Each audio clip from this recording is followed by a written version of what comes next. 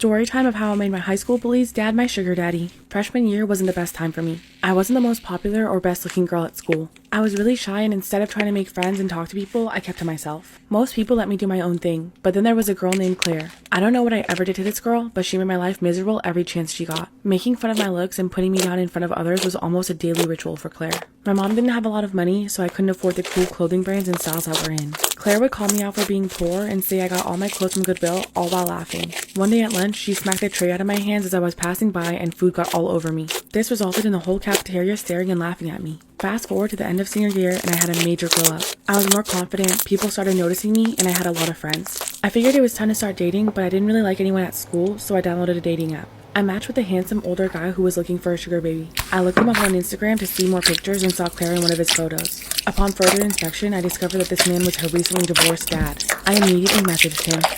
Part 2 of how I made a high school bully's dad my sugar daddy. I began chatting back and forth with Claire's dad through the dating app. He was twice my age, but he was handsome, and given the circumstances, I had to give this my best shot. He told me he was looking for a beautiful girl to spoil and spend time with, and made it very clear that he was interested in me. After talking for a few weeks, we set up our first date, which was dinner at a nice restaurant, followed by shopping. I knew this man had money because I remember Claire being one of the rich girls at school, and I was right. He took me to the Louis store and let me pick out any bag I wanted. We kept talking, and it was working out really nicely for me. He would send me money every week for makeup, to get my nails and hair done, or for whatever else I needed in between dates. One week, he said he couldn't go on our usual Saturday night outing because his daughter was coming over for dinner. I was not going to waste this opportunity. I told him how much I was looking forward to seeing him and asked if I could join them. He was hesitant at first, but I eventually talked him into it. I'll never forget the look on Claire's face when I walked in and kissed her dad. I showed Claire the new purse that her dad had bought me and bragged about how well he's always treating me. She was fuming and stormed out shortly after. To this day, he's still my sugar daddy, and Claire hates everything about it.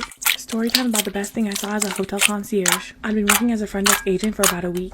I'm working on a slow afternoon, and it's about 7 p.m. when this lady named Libby comes in. She tells me she wants to reserve a room, but only for a couple hours. I let her know that she has to reserve it for a full night due to a hotel policy. She agrees and hands me her credit card. This is where things get weird. As soon as I ask her for her ID to make the reservation, Libby says that she doesn't want her name on the reservation and to use the name of the man joining her later instead. I told her if she's using the room, then I need to put her on the accompanying list, but that only employees would see this. At this point, I'm thinking she's here for a one-night stand and doesn't want the guy knowing her information because she's probably married or something. This theory is further solidified when Libby asks me to make a note in the reservation that if we need to address her by name, then to use a different one that she gives me. She even goes as far as to show me the picture of the guy who will be joining her, takes the key, and goes on her way. About an hour later, mystery dude Jake walks in and gets the other key. Not even 30 minutes after Jake goes up, Libby comes back down and hands me both keys. She says thank you and walks off. This is when things get interesting.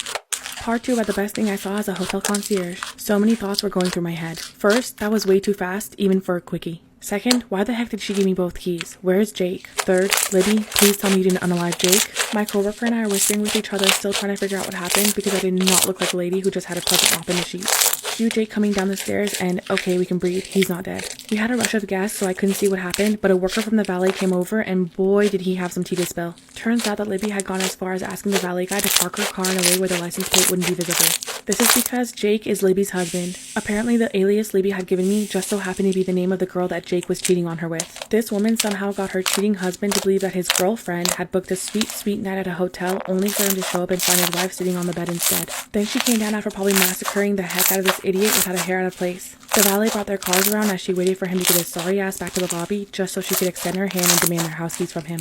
Then she got into her car and just drove away. What a legend.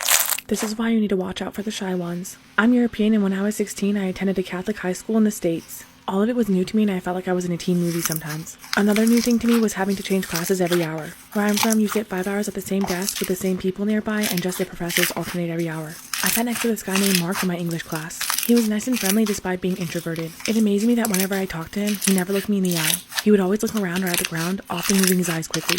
I assumed it was a way to combat his shyness. One morning, I sit next to Mark as usual and start talking. I asked him if I could copy his homework as I didn't finish the last part of mine, and he kindly accepted. The next day, I noticed that Mark is absent. A few days go by and rumors start circulating in the hallways that poor Mark, on his way home, found his mother dead. 2 weeks pass and the rumors start getting out of hand. Things like how his mother's head was in the oven or that she was robbed. Then one day, Mark came back to school and he seemed extremely sad. I put my arm around him in class and told him I'm sorry. This is when, for the first time ever, he looked me straight in the eye and thanked me. However, something about this was off. Part 2 of why you should watch out for the shy ones. When Mark looked me in the eyes, something was different. There was a darkness in his eyes that gave me the goosebumps. He was deeply sad, but it wasn't sadness. It was almost like despair. I thought to myself that he's just grieving, and if I were in his situation, I don't think I'd ever recover, so I respectfully left it at that. The next day, Mark was absent again. This is when the man starts hanging around the cafeteria during lunchtime. When I ask who he is, they tell me it's the counselor's husband. The rumors around the school kept getting worse, and they were making me angry. Another week goes by, and the atmosphere at the school literally turned to ice. The principal called all seniors to the gym for an announcement. This is when I see that same man that's been hanging around, and he tells us the shocking news. Mark killed his mother by choking her. I felt the blood in my veins freeze. This man continues to tell us that he's actually a detective and was conducting investigations at the school. Apparently one morning, Mark had asked his mother for the car keys. She refused to give them to him because she needed them. That's when he jumped on her and strangled her. Then he came to school, sat next to me, and gave me his English homework as if that was the main problem of the day. He then went home and called the police later that day. Every now and then I think about Mark's empty eyes staring back at me. Storytime about how I caught my boyfriend with the girl he told me not to worry about. When I was a sophomore in high school, I had been dating a guy for a while. Even though we were never official, we were exclusive because we'd post each other on social media and everyone knew what it was.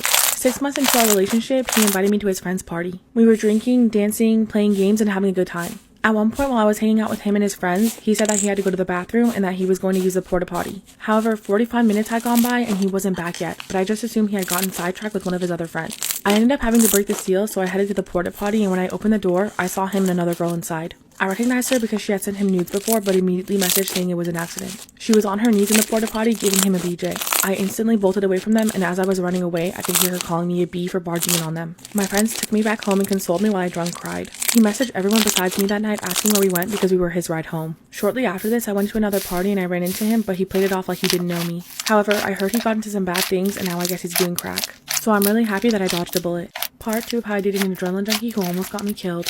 Zane texted me a few days later and asked if I was ready to go on another adventure with him. I agreed and asked him what he had in mind. He told me it was a surprise and to bring a bathing suit. Zane picked me up with his thrill-seeking friends and we headed out. I quickly figured out that we were going whitewater rafting, which sounded really fun. When we arrived, some other rafters warned us that the water was really rough that day and advised us against going out. I was really nervous, and to make things worse, no one brought a life jacket. I almost wanted to back out, but I didn't want to be the only one to chicken out in front of Zane. The water was rough and the current was moving fast, but everything was going okay. However, a few miles down the river, the waves got worse and there were huge rocks everywhere. It felt like we almost lost control a few times, and I asked Zane if we could stop, but he insisted that we had to keep going. Shortly after this, my worst nightmare came true when the raft flipped. I kept getting pulled underwater, and at one point my head hit a rock which almost made me pass out. For a second, I thought it was the end for me. By some miracle, I was able to get to shore with the rest of the group. To my surprise, Zane was laughing about how crazy it was and how we should go again. I was terrified after this experience, and I decided to stop seeing him after this. Crime Fanatic Friday, the grandma serial killer and her garden of death. In 1982, a woman named Lisa Monroe rented a space in a boarding house owned by her friend Dorothy Puente in Sacramento, California. Shortly after moving in, Monroe died from an overdose of codeine and Tylenol. When questioned by police, Dorothy stated that Monroe had become depressed due to her husband's illness, leading police to rule this death a suicide.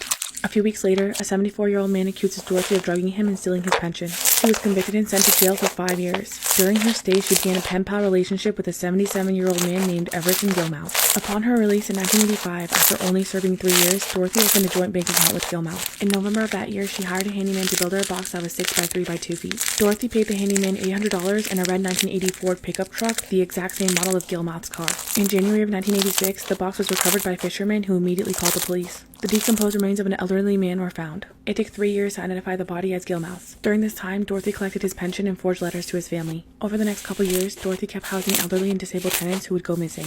Crime Fanatic Friday Part 2, the grandma serial killer and her garden of death. Dorothy Puente kept housing elderly and disabled tenants. A few of them started disappearing, but their social security checks were being cashed in. On November 11, 1988, a social worker voiced concerns that she was looking for a client who had been missing his social security meetings. Homicide detectives dropped by the man's last known address, which was none other than the boarding house owned by Dorothy. A tenant had reported seeing large holes excavated and filled behind the house, which led police to unearth a human leg bone and a decomposed foot. After discovering recently disturbed soil, they were able to uncover 7 bodies in Dorothy's garden. She was 59 at the time, and her neighbors were in disbelief that this white-haired landlady who seemed like a grandmother to most could be a cold-blooded murderer. Dorothy fled as soon as news broke about the bodies being found. Police traced her to a motel in Los Angeles. In 1993, she faced 9 counts of murder after prosecutors linked her to a couple more deaths. Dorothy had been lacing food and drinks that she served to her victims with a lethal mix of prescription drugs. She poisoned them and collected their social security checks. Her trial lasted 24 days and she was convicted of 3 killings. She got life in prison without parole. Dorothy passed away in 2011 of natural causes at the age of 82.